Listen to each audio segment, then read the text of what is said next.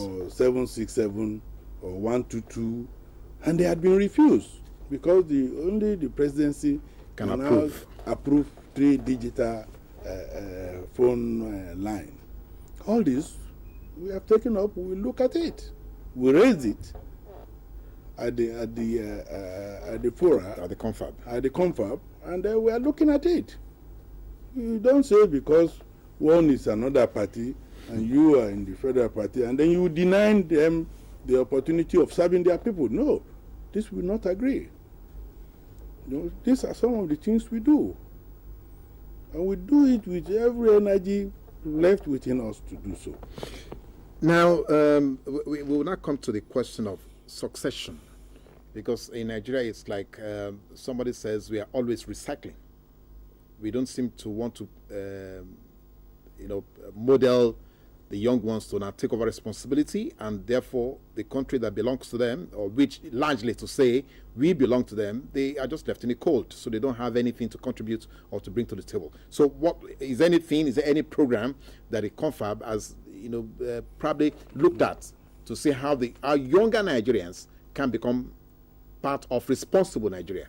Yes, if you look at our communique, we mentioned there that every young Nigerian must be given the opportunity to work.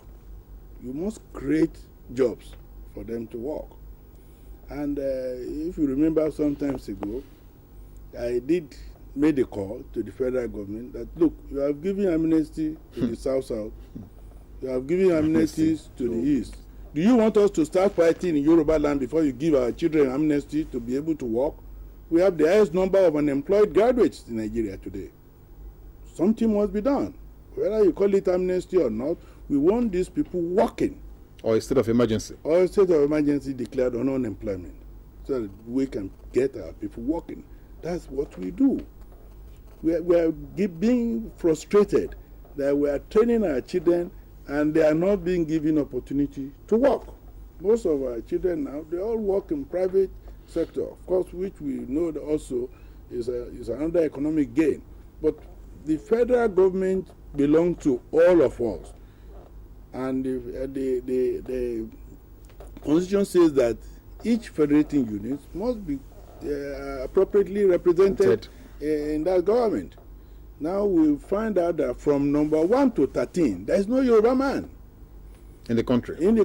In fact, somebody told me when we were discussing this issue of marginalization, and he said, "Well, you see, when it comes to sharing this thing, there is what some are allotted to the president, some are allotted to the vice president, some are allotted to the senate president, some are allotted to the speaker.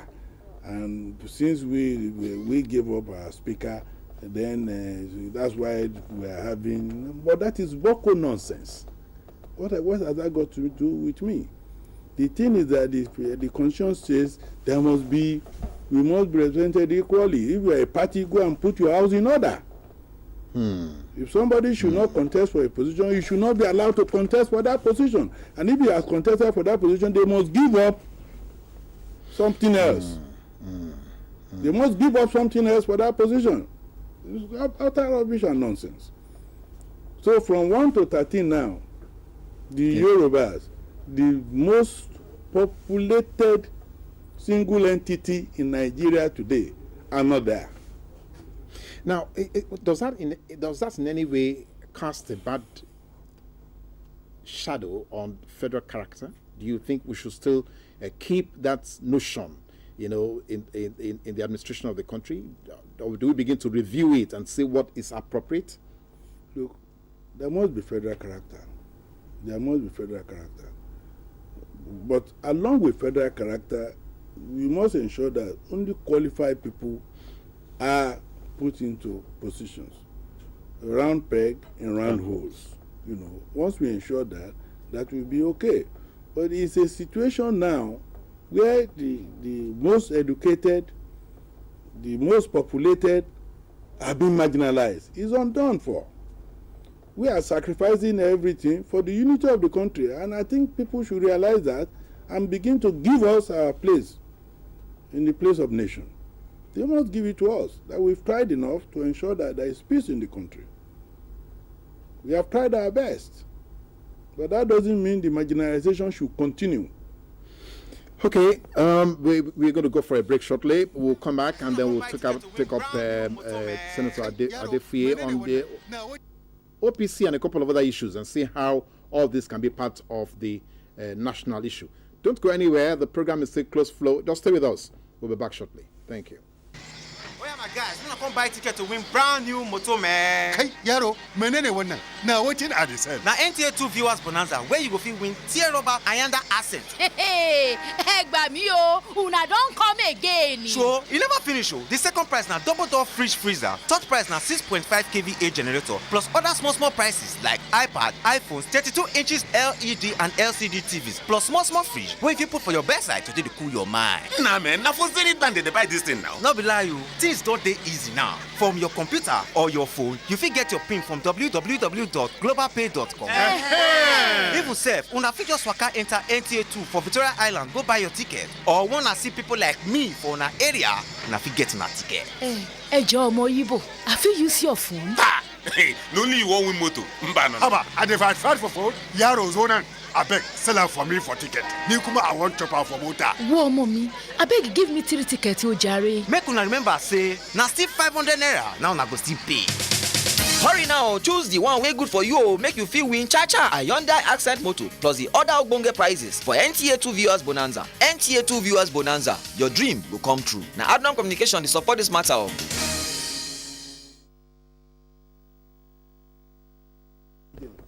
Yes, welcome back. You're still on to Close Flow, and we still have Senator Anthony Adefie here with us. He had laid gamut on the table. Do we need to get Southwest to get into the position where the rest of the country has been? Is there anything that you think is on the horizon that should frighten any of us? No, not really. But if you look at the Southwest, we have been able to prevent the Boko Haram from penetrating the Southwest. That could mean the members of the OPC have been at alert, and according to the reports, they are watching every market, every mosque, every church, and ensuring that there is no penetration of Boko Haram in the South. Insurgency in the South. But of course, that might not be the reason. It could be because the Yoruba people have similarity in culture with the North, and therefore they probably don't think they should attack us or do any harm to us here. Because they have Muslims there, we have a lot of Muslims there. They have Christians there, we have a lot of Christians there. That could also be a reason why this attack is not coming here. So don't let us just over-celebrate. But the OPC claim they are at alert and they are watching everywhere. We have read in the papers sometimes of OPC wanting to take contracts to protect the pipeline. And people probably have said quite a lot of things. If the militants in the South could be given contracts to protect the pipeline, there is no reason why the OPC should also not be given the same opportunity to protect the pipeline in the Southwest. There's no reason at all. There's no reason. That's what I'm saying. This marginalization is getting too far. It's getting too far. We also have been in government before. We did not marginalize everybody. Instead, we marginalize ourselves. We have the telephone lines right now on the screen, 081-2918-1416, 081-2918-1416. We expect your calls and your comments to take on the conversation with Senator Adefie. Now, the next issue, of course, that we stem from that, won't that be that the rumor going around, or making the rounds now, that the Unity Party of Nigeria is going to be resuscitated and the OPC is going to be used, as a fodder to do that? Won't that therefore be true? That's not true. That's not true at all. If you realize the OPC itself is divided into two. We have the Gani Adams-led OPC, and we have Dr. Fashegun-led OPC. The Gani Adams-led OPC are not involved in all this at all in this UPN thing, and the Fashegun thing is what is involved in the UTN. And I want to say to the public, the YUF is completely not involved in all this. In all this, we are not involved. We are political, and we do not take part in politics when we are in the YUF. So let nobody be afraid of UPN. But I wish them well. Okay, now wishing them well. Because UPN now will probably be another progressive arm. Wouldn't that be? I mean, I'm just speculating now because we really don't know exactly where that will be. I think we have a caller online. Okay, let's go to that call. Yes, good morning and you're welcome. Your name and where you're calling from quickly, please. Oh, we lost the caller. Good. Please just try and keep calling. I think it's just the network that is misbehaving. Now, so if this party gets to be and it comes under the umbrella of the progressives, so what would be your reaction? Well, no, nothing at all. I am a member of ACN, and we are graduating into APC, getting bigger and bigger. We are ready for any challenge, and we have performed so well with ACN. If you look from Lagos to Ekiti, you find that we have transformed those states. That's the word to use, transformation. You can look at Lagos, transform. Ogun, transform. Oyo, transform.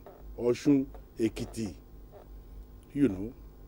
Well, the Labour Party in Ondo too has done some transformation. We must give kudos to whoever is giving. You know, so there is a lot of performance in the Southwest generally by the government because there is a healthy competition between them, and therefore they are all struggling to excel, and also to get the confidence of the people. You know, and with that, we are confident in ACN that come any election, we will sweep. If we put our house in order, we will sweep the election. So we're coming to that issue right now. 2015. Yeah. Now, the agenda on the table is that all the progressives would like to do is to just take PDP out of contention, out of national government. But what exactly would the progressive be putting on the table that is different from what PDP is doing now? Because nobody seems to be clear on that. Well, I think it's clear. Our performance in the Southwest is a window into what we will do in future for the whole country. It's a window. Just look at it, come to us in the Southwest, see what we are doing, and that gives you an idea what we will do for your state if you let the progressive take over. But the progressive will have other parties joining, not just parties in Southwest states. Those who are joining are also progressives. You know, the agenda is being progressive. People of like minds are coming together, and we are expanding our territory. You know quite well that we must have a powerful opposition in Nigeria. The two-party system is probably the best for Nigeria. When we have the SDP and NRC, that was the best time for politics in Nigeria. Since then, we've not had any good politicking at all. And if you look at Britain, if you look at America, it's two-party system. You know, in Britain, when you have a minister of works, you also have a shadow minister of works. You know, and they both are the same level of what they are. We are looking forward to a stage where it will be healthy opposition, where because you are in party A, you can't speak to the man in party B. Where the man in party B is doing party, you can't go there because you are in party. That is utter rubbish and nonsense. Okay, we have another line on the screen now. I think we had challenge with our other first line 081-8595-9728 081-8595-9728. Let our callers try this new line because we seem to have had some challenges with that other line. Now, Senator, you were a member of the National Assembly. Yes. Not one, not two, not three. In fact, late Professor Chinachebe was one of the few fellows that have said that the cost of governance in Nigeria is just horrendous. Now, as a former senator, with the benefit of hindsight, what would you say to that? Now, let me give you, when we were in the Senate, for instance, we don't discuss our enumeration on the floor of the Senate.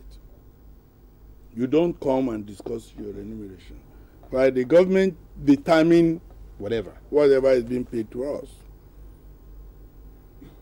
And I think the total annual package was about 1.2 million naira when we were in the Senate.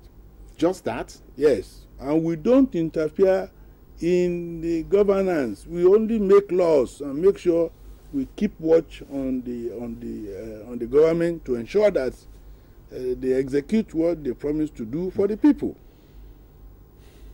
If you remember, it was during our own that we have the June 12th, and we wrestle the president until he leaves, because he annulled June 12th.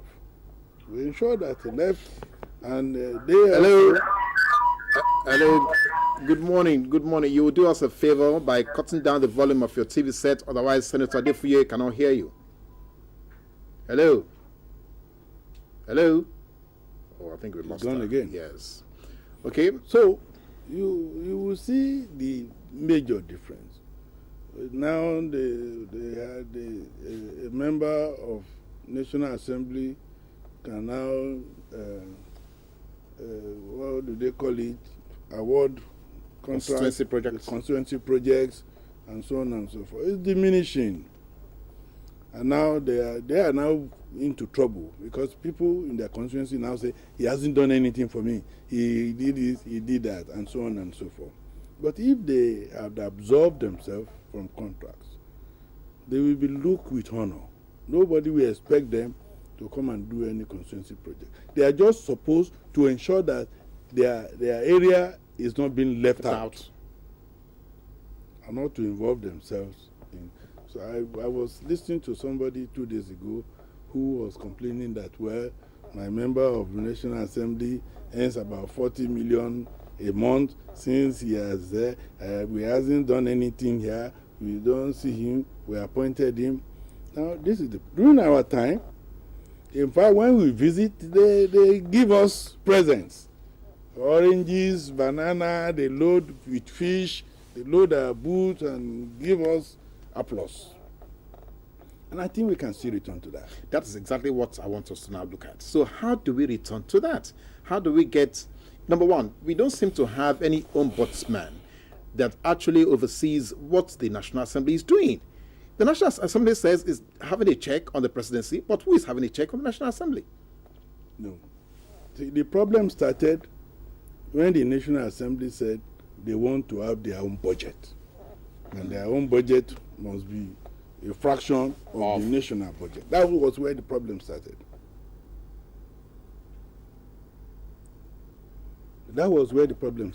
And people thought at that time that, okay, maybe they have their own budget, they will be independent. Yes. They will not rely on government. But it's not so.